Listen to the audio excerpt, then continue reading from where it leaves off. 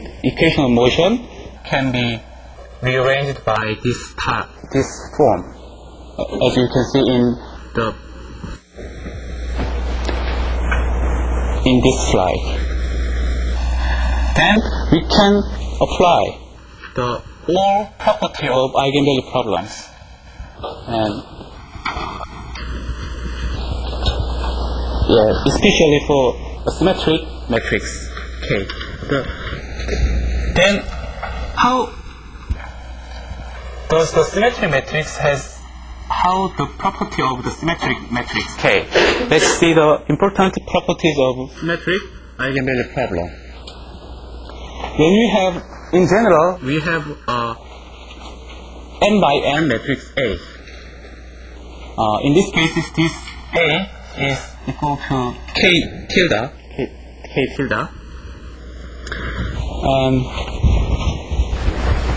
We have n by n, in general, n by n matrix, then real value of the symmetric matrix, and the V is the eigenvector associated with n values of eigenvalue.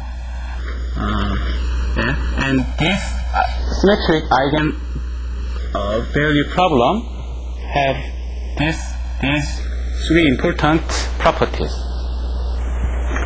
There are n real positive eigenvalues and n real eigenvectors corresponding to these eigenvalues. And the set of eigenvectors are orthogonal each other with respect to A. And the set of eigenvectors can be used as base vectors to expand any n-dimensional vector. That means the eigenvectors can be a basis function to make a general solution of this vibration phenomenon. And this one is cited by the lecture material, Professor Kwang-Jun Kim. And this important properties in symmetric eigenvalue problem. And now let's see the orthogonal and orthonormal eigenvectors. If we have an eigenvector, we call eigenvectors normal if Vt over V equals 1. Normal means the magnitude is unity.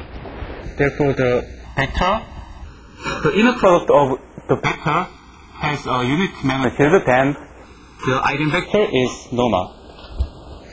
And eigenvectors are also normal if between the two vectors, the dot product of two vectors equals 0, then the eigenvectors are orthogonal each other. The orthonormal is defined like this. A set of vectors satisfy both conditions on this normal and orthogonal, then we call it orthonormal vector. And we have orthonormal if we get the orthonormal vectors and we put the column vector as like this, then we call it orthonormal eigenmatrix P. We will use this eigenmatrix P as a transformation to next step. Therefore, keep in mind this kind of eigenmatrix P. This is the definition of eigenmatrix.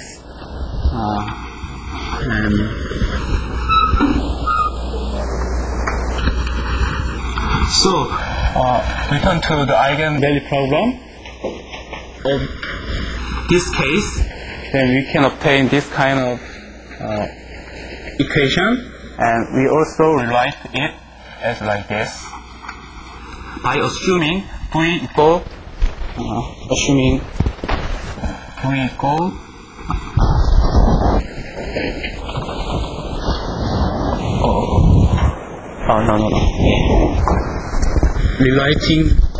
rearranging this equation, then we can obtain this equation from here, and we can get the eigenvectors by determinant 0 with the same procedure and previous one, and we can obtain also this natural frequency. This same with previous method. It has to be same because the same system. So we can obtain the same, we can use the same procedure to get the response of this system, and we obtain also four solutions, omega 1 and omega 2. The eigenvector is obtained the same procedure. You can see that.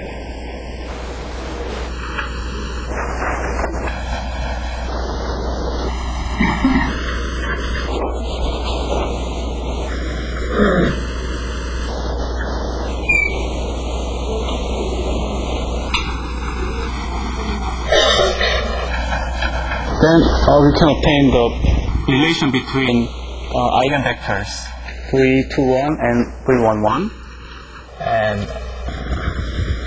we call it unity. And for omega 2, we obtain the same relation, but minus 1.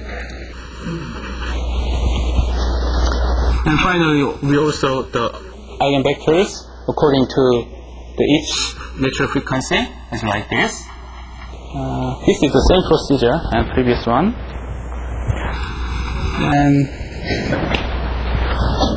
also we get the normalized eigenvector. Normalized eigenvector means the vector has a unit magnitude. Therefore, we have to divide its norm by norm. Then we can obtain the normalized eigenvector. That means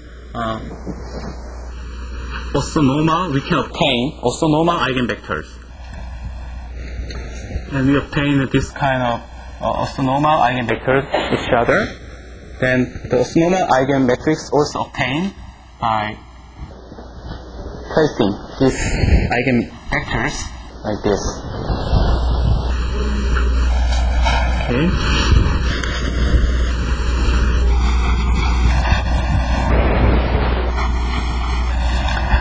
And now we define the spectral matrix.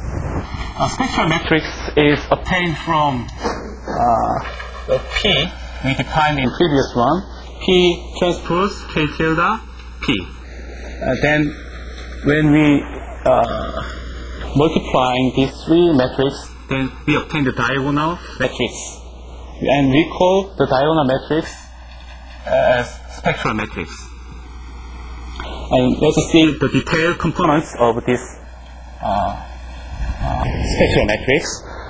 We define the P transpose A like this. P is symmetric, therefore P transpose and P is the same. And K tilde is obtained in previous like this. Then we obtain the spectral matrix. How did I call this? I don't know. Anyway, this spectral matrix can be obtained, this one. And we can see we obtain the M over K over M and 3K over N. Therefore, the diagonal matrix, the spectral matrix has natural frequencies in its diagonal terms. Yeah, this is the diagonal terms are the same with the scale of natural frequencies of the system. As you can see in this model. And based on the eigenvalue problems, we can analyze the modal analysis. We can do the modal analysis. The modal analysis, the main idea of modal analysis is decoupled to obtain the decoupled equations. Initially we have differential equations in physical coordinates like this, and this one is coupled each other between the mass 1 and mass 2. But by using appropriate transformations, we can obtain the uncoupled equations in modal coordinates. When we uncouple the equations, then we can obtain the simple solution method as we learn in single degree of freedom system, and we can easily obtain the solution. Therefore, we want to transform the coupled equations into the uncoupled equations in modal coordinates. And this transformation is done by this coordinate transformation.